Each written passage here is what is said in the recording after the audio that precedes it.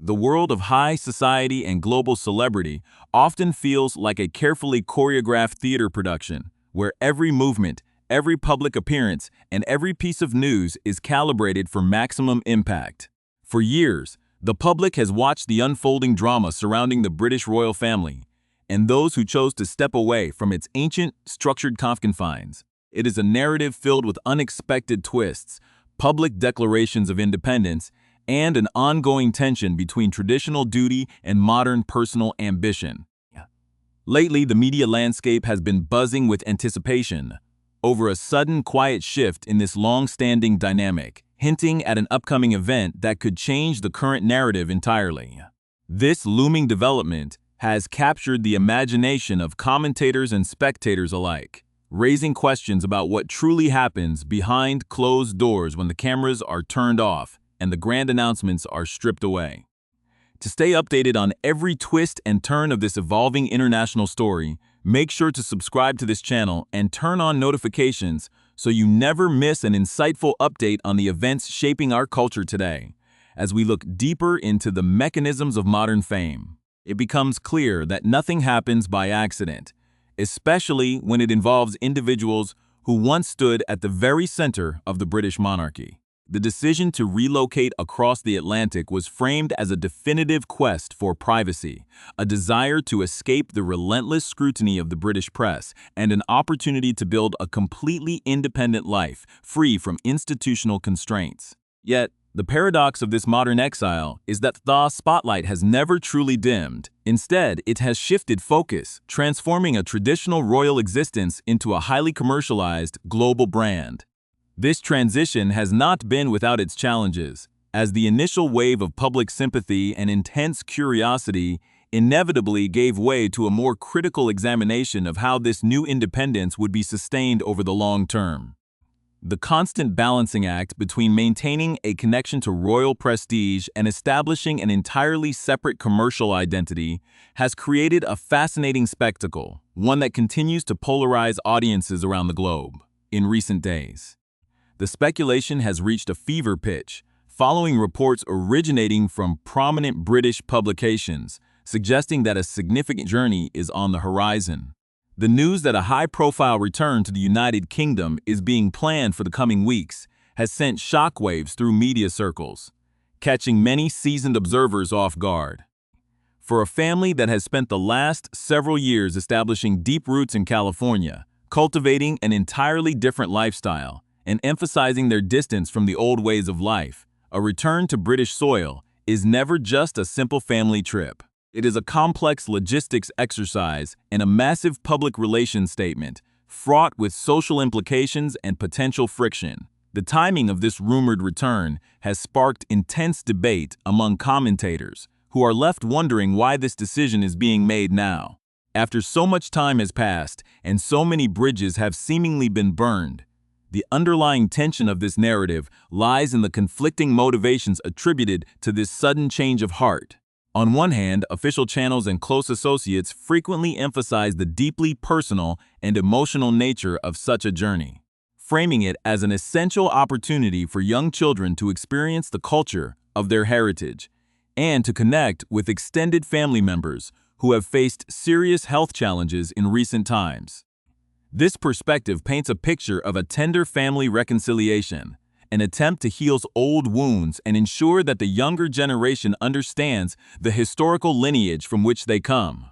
It is a narrative of duty, affection, and the universal desire to find common ground with aging relatives before time runs out. On the other hand, a much more skeptical viewpoint has emerged among media critics and the public, one that views these movements through the cold lens of strategic branding and commercial necessity.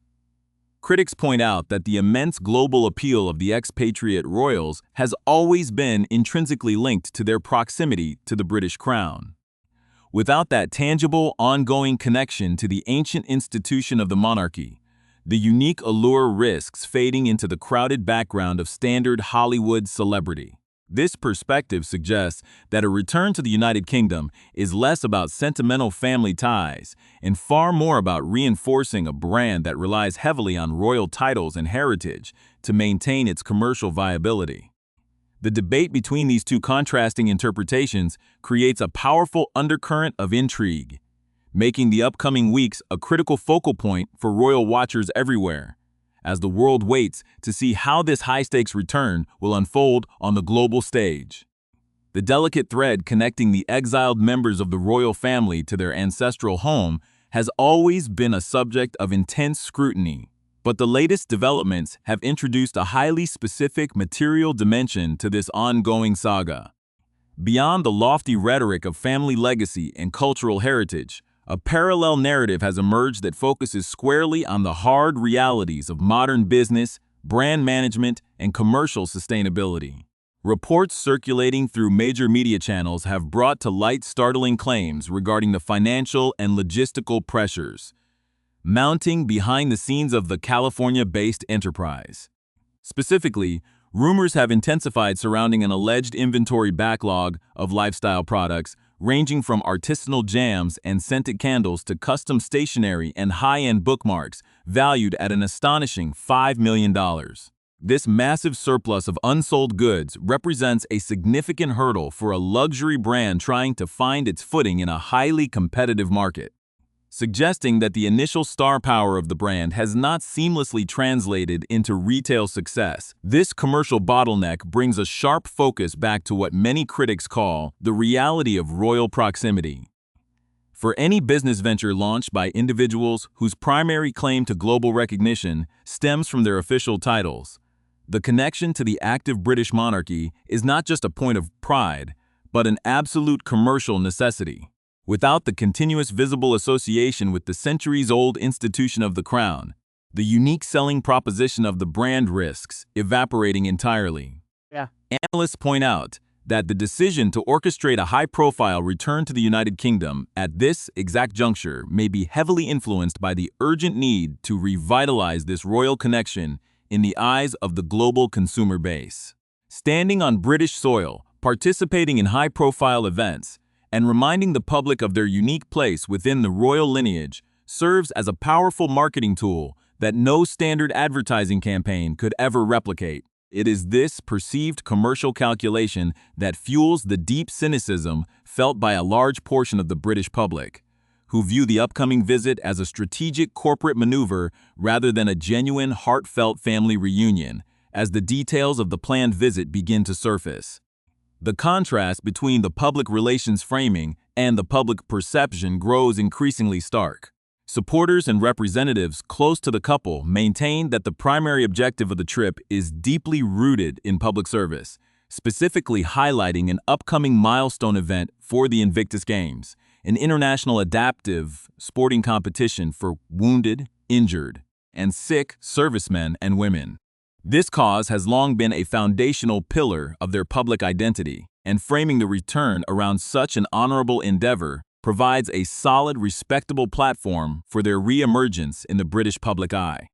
Furthermore, the narrative emphasizes the profound personal importance of allowing the young children, Prince Archie and Princess Lilibet, to spend meaningful time in the country of their father's birth, fostering a deeper understanding of their historical roots and building a bond with their grandfather, King Charles, who has been navigating a challenging period of health recovery. However, this sentimental explanation does little to satisfy a deeply skeptical British media landscape and an equally disillusioned public. Critics argue that if family reconciliation and grandfatherly bonding were the true, unadulterated motives behind this journey, there have been ample opportunities over the last 6 years to make quiet private visits away from the glare of international headlines. The timing of this sudden public return, precisely when commercial ventures require a significant boost, creates a pattern that many find impossible to ignore. This pervasive skepticism is rooted in years of watching highly publicized announcements that seem to coincide perfectly with major business rollouts or media projects. For millions of ordinary citizens across the United Kingdom who have closely followed the public statements and behavioral choices of the expatriate royals since their departure, it has become increasingly difficult to take any action at face value, leading to a widespread belief that every move is dictated by an ulterior motive designed to maximize media exposure and commercial leverage. Adding further fuel to this fire of public skepticism is the glaring asymmetry in how family relationships are managed on both sides of the aisle. While great emphasis is placed on the necessity of the children connecting with their paternal grandfather, King Charles, the complete alienation of the maternal side of the family remains a major talking point for critics. Thomas Markle, the father of the Duchess, continues to live in complete estrangement from his daughter, having never met his royal grandchildren, despite publicly stating that his sole remaining wish in life is to see them before his time on this earth comes to an end. This stark contrast leads many commentators to conclude that efforts toward reconciliation are only made when there is a clear institutional advantage to be gained. The decision to completely ignore one side of the family while publicly pursuing the other, more powerful side strengthens the argument that the upcoming trip is less about healing personal rifts and far more about reinforcing a specific, lucrative association with the British Crown. Meanwhile, as this high-stakes drama unfolds across the Atlantic, the daily realities of the working royal family back in the United Kingdom present a completely different picture of duty and public service. The contrasts are drawn sharply by the British press, which has recently highlighted the poised and steady presence of the Princess of Wales during her gradual return to public life following her own serious health battles. Her appearances, alongside her family at traditional events like Royal Ascot, have been met with widespread public admiration, serving as a reminder of what traditional, steady dedication to the crown looks like. Even when faced with petty media scrutiny over minor details, such as her mother, Carol Middleton, repeating an elegant outfit from a previous year, the public response has been overwhelmingly protective. This defense of the Middleton family highlights a deep-seated public appreciation for individuals who support the institution quietly and reliably, without the need for constant reinvention or commercial exploitation, setting a standard that stands in total opposition to the chaotic, media-driven world of the California expatriates. The profound contrast between those who maintain the steady, quiet traditions of the British monarchy and those who have attempted to reshape it into a global media enterprise highlights a deeper division in how public service and personal celebrity are viewed in the modern era. As the anticipation builds for the high-profile return of the Duke and Duchess of Sussex to British soil, the wider context of their ongoing estrangement reveals a complex web of personal histories, institutional pressures, and a public that is increasingly unwilling to forget the past. The biographies of the key figures involved in this modern drama offer vital clues as to why this upcoming visit carries such immense weight and why the stakes are incredibly high for the future viability of their global brand. Prince Harry, born into the rigid structure of the royal lineage, spent decades navigating the intense pressures of life as the younger brother to the future king. A position that brought global recognition, but also a profound sense of restriction, leading eventually to his dramatic departure from official duties. His transition from a working royal to a California-based content creator was supposed to mark the beginning of an era of absolute personal freedom.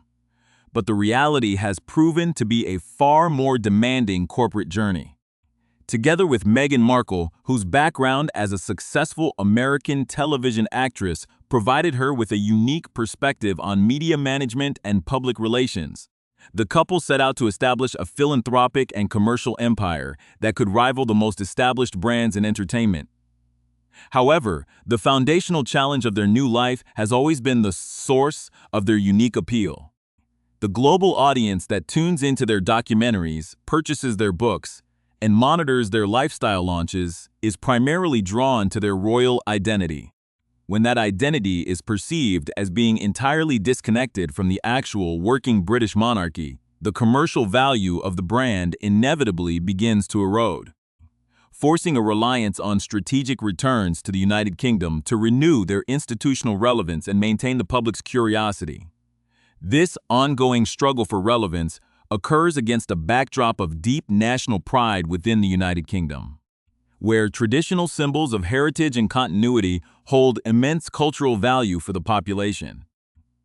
Recent discussions surrounding national symbols, the display of the traditional Union Jack flag, and the balancing of historic patriotism with modern social movements have highlighted a sensitive cultural environment. For many citizens, the royal family stands as the ultimate symbol of national stability and shared identity, a living link to a long history that transcends modern commercial trends. When individuals who have publicly criticized this institution choose to return, they enter a highly charged atmosphere where their actions are judged not just by media commentators, but by millions of ordinary people who view the crown with a deep sense of protective loyalty. The public sentiment in Britain has shifted from initial confusion over their departure to a hardened skepticism, meaning that any public appearance during the upcoming visit will be analyzed with an unprecedented level of scrutiny. At the same time, the human element of this global narrative remains one of its most tragic and compelling aspects, particularly when examining the complete breakdown of family relationships that spans both sides of the Atlantic. The narrative of familial alienation is not confined to the royal palace. It extends directly to the quiet suburbs of the United States, where Thomas Markle, an Emmy-winning former television lighting director, continues to live a life entirely separated from his daughter and the grandchildren he has never been permitted to meet. The public appeals made by the aging patriarch, who has faced severe health challenges including a debilitating stroke, serve as a constant counterpoint to the Sussex's public messages regarding compassion, healing, and universal empathy. Critics frequently point out the immense irony of a brand built on global kindness that simultaneously maintains an absolute, unyielding estrangement from an elderly parent, reinforcing the public perception that personal relationships are handled through a lens of strategic utility rather than genuine familial affection. In sharp contrast to this chaotic mix of commercial ambition and family division, the working royals who have remained in the United Kingdom continue to build a powerful reservoir of public goodwill through their steady adherence to traditional duty. The Princess of Wales, Catherine, has increasingly come to be viewed by both media analysts and the public as the true stabilizing force and savior of the modern British monarchy. Her elegant demeanor, impeccable public conduct, and unwavering dedication to her institutional role have earned her a level of respect that stands in total opposition to the turbulent media strategies of the California expatriates. Her recent, courageous battle with cancer, managed with a profound sense of dignity and privacy while continuing to support her young children, has only deepened the nation's affection for her, making her a symbol of resilience and quiet strength that resonates deeply with the British public and audiences worldwide. The supportive role played by her own family, particularly her mother Carol Middleton, further underscores the value of steady, drama-free devotion to the crown. Carol Middleton's quiet support during her daughter's intense medical treatments provided a vital foundation of stability for the young royal family, demonstrating a form of family loyalty that requires no international headlines or commercial tie-ins to validate its worth. When the British press attempts to criticize minor details of her appearance, such as repeating an elegant outfit at a high-profile event, the immediate and overwhelming public defense of her actions demonstrates how deeply the public values authenticity, normalcy, and reliable support over the polished transactional public relations campaigns that characterize the alternative royal narrative across the ocean. As the clock ticks down to the scheduled arrival of the Duke and Duchess of Sussex for the Invictus Games event, the world watches an unfolding story that is about far more than a simple trip across the Atlantic. It is a defining moment for a modern brand that must successfully navigate the deep skepticism of a nation, the complex realities of an immense inventory backlog, and the unyielding scrutiny of a global audience that has learned to look beneath the surface of every grand announcement. Whether this high-stakes return will succeed in revitalizing their royal proximity and stabilizing their commercial empire, or whether it will simply deepen the existing divisions and reinforce the public's cynicism, remains the ultimate question. The upcoming weeks will undoubtedly deliver the next definitive chapter in a long, dramatic saga that continues to challenge our understanding of modern celebrity, traditional duty, and the true price of walking away from a historic legacy.